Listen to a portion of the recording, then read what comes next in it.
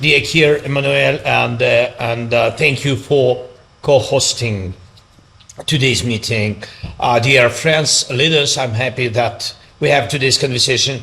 About an hour ago, we had conversation with the United States team about possible security guarantees for Ukraine, and we are working on a framework document, and it must be strong enough to truly work.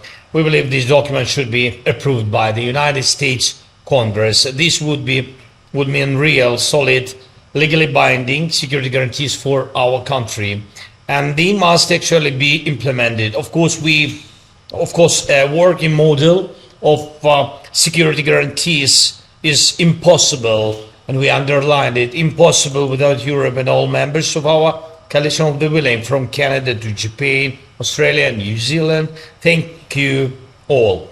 Everyone's contribution matters, and I believe most of you already know what is needed and how this can work.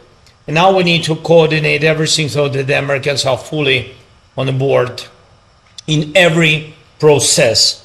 Yesterday we also talked with American team about an economic agreement and what U.S. involvement could look like in Ukraine's recovery and post-war development. And also yesterday we sent the American team a revised version of the framework document we worked on. It includes 20 key points. These can be the foundation for everything, and I'm waiting for feedback from America. It's very important that I thank Mark Rutte and every leader who keeps emphasizing this, that you personally, along with your defense ministers and military leadership, continue working together through the Pearl program. And this program needs to be actively filled with content and concrete actions.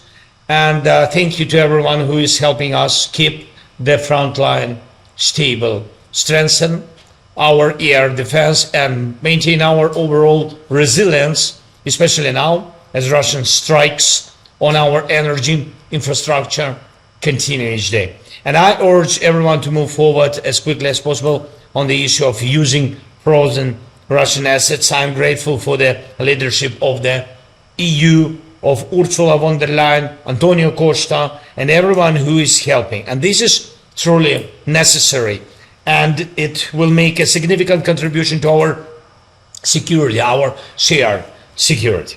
And one more point, we are ready to work with President Trump in any format. And if President Trump is speaking more about elections in Ukraine, I want to say this very openly. We can try to hold elections. Ukraine is not hiding from democracy, but to make elections possible, there must be a security component, and America can help with this the most. If there is a need for elections now, there must be a ceasefire, at least during election process and during voting, and this is something that must be discussed. And honestly, we think here in Ukraine that America should speak to the Russian side about this. Let's see what's next. And so I ask you to support Ukraine in this and other important matters. Thank you again, Kier.